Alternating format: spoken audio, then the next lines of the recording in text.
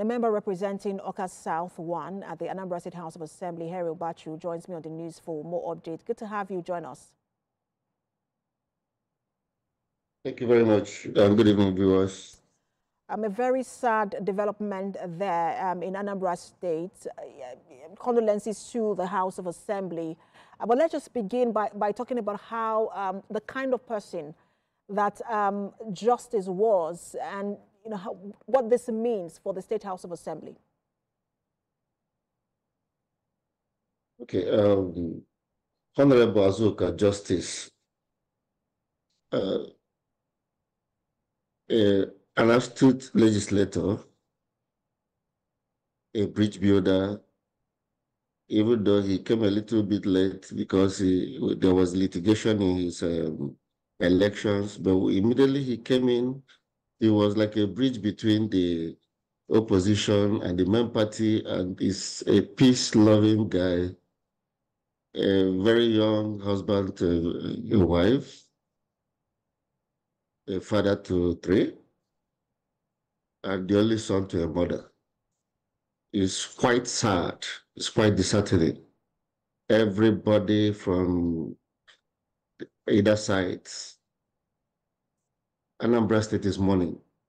Anambra State House of Assembly, especially the 8th Assembly, we are mourning. And one can say that if this can be the last sacrifice to pay for peace to return in Anambra State, it is a huge sacrifice. It is breathtaking, it is heart-wrenching, and all I can pray is that God should give the family the fortitude to bear the loss. Honorable Mbachu, I just want to jump in here because I noticed that you mentioned if this is the last sacrifice, and I'm sure you're also referring to the fact that this is the second time you're losing a member of the House of Assembly. I remember one of your members also was beheaded. That was last year. How concerning is this for the House of Assembly? Well, Anambra State have been living in denial of insecurity, and it appears that the House members have been the one paying the ultimate price. In the 7th Assembly, which under this administration, a House member was beheaded, kidnapped and beheaded after a few days in the 7th Assembly, Honorable Kate. And this happening now to Honorable Justice, I don't know how one can take it, but for me, the state of security in Anambra State has to be arrested. Has to be arrested because all members of the House of Assembly, except microscopic few that have security, will be living with fear of who is next. And no matter how we want to be in self-denial about the security situation in our dear state, Anambra, it is happening. And for me, what is more heart-stretching is the silence of the stakeholders in this whole thing.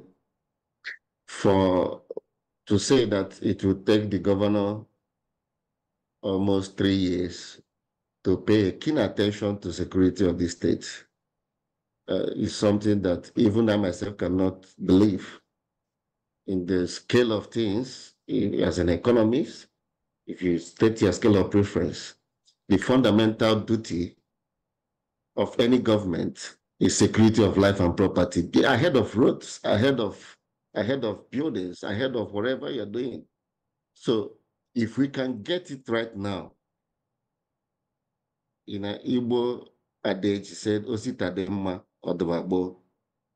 But as a friend, a personal friend to justice, being at the same party, being a close friend that will sit Sometimes he sleeps in my house. And I think if this kind of sacrifice should come, it shouldn't come from my bosom friend, Justice. And if you look at the place they found the body, there are three other decomposing bodies. We are talking about this because his honorable member, Justice Azuka.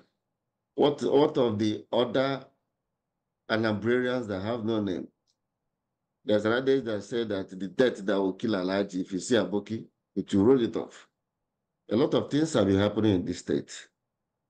And it's time that the government has to be decisive, that the security operatives have to take full responsibility of their job. All right. For some people say that security issues are not meant to be said in public, but for far too long, we have been discussing this in secret. What is the outcome? Hopefully, Honorable, that this also becomes a thing of the past, especially for the people of the state who are following that development as always. A member representing Oka South 1 at the Anambra State House of Assembly, Henry Mbachu, thank you so much for your time. And once again, condolences. Thank you. And good night.